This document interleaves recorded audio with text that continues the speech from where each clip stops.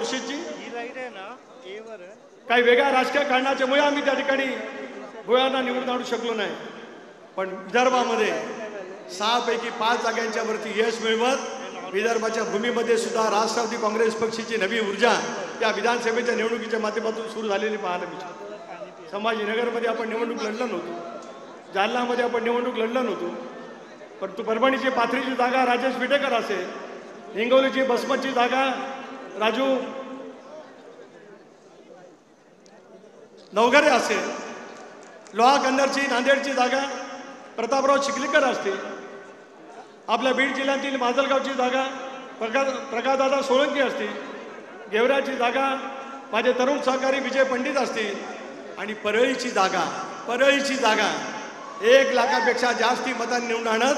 त्या संबंधित जिल्ह्यामध्ये सुद्धा एक अभूतपूर्व असं वातावरण धनंजय मुंडे तुम्ही आणि तुमच्या सर्व सहकार्यांनी आणि दादाच्या नेतृत्वाखाली त्या ठिकाणी केलं, याचाही अभिमानपूर्वक उल्लेख या निमित्ताने करू शकतो।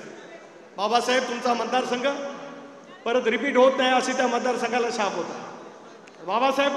अजितदादांचा आशीर्वाद तुमच्या पाठीमागे उभा राहिला आणि तुम्ही त्या मतदारसंघातून निवडून आलात, लातूरची शान वाढवली आणि आमचा दुसरा सहकारी संजय बनसोडे त्या राष्ट्रीय मतदारसंघातून प्रचंड मताधिकाऱ्यांनी निवडलेत। लातूर जिल्ह्यामध्ये सुद्धा राष्ट्रवादी काँग्रेस पक्षाची ताकद आपण त्या ठिकाणी निर्माण करू शकतो। धाराशिव जिल्ह्यामध्ये आपल्याला निवडणूक लढता आली नाही, आपल्याला उमेदवारी मिळू शकली। पलीकडे आपण आल्यानगर बघितलं तर अकोल्याचे लांबटे डॉक्टर, कोपरगावचे आमचे आशुतोष काळे, संग्राममधून 3 वेळेला निवडून येण्याचा विक्रम करणारे संग्राम जगताप, ज्या मतदारसंघामध्ये आम्हाला काही मिळणार नाही असं वाटत होतं त्या मतदारसंघामध्ये अजितदादाचा करिश्मा कसा आहे, कोणाला तरी वाटत होतं की पारनेर म्हणजे माझा काहीतरी करिश्मा आहे, पण अजितदादाचा करिश्मा कसा आहे पारनेरकरांनी दाते सरांच्या माध्यमातून निवडून दाखवलं आणि त्या अहिल्यानगर जिल्ह्यामध्ये सुद्धा आम्हाला चांगलं यश मिळालं। श्रीरामपूरची लहू कारडेंची जागा आम्हाला योग्य पद्धतीने तडजोड करण्यामध्ये अपयश आलं। लहूजी तुम्ही निर्वाचित होऊ शकला नाही याचं दुःख आम्हाला नक्कीच आहे, पण एक दमदार नेता पक्षामध्ये आला त्याची सुद्धा बांधिलकी आमच्या सर्वांच्याच मनामध्ये। सुनील शेळके महाराष्ट्रामध्ये निवडून आले, त्यांच्या विरुद्ध खूप खूप खूप काही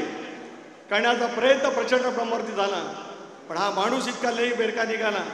1 लाखापेक्षा जास्त मताधिक्य निवडणेत सर्वांचंच जे काही राजकीय दृष्ट्या करायचं होतं पानिपत ते करण्याच्या संदर्भात दादाच्या नेतृत्वाखाली सुनील शेळकेंनी यश मिळवलं।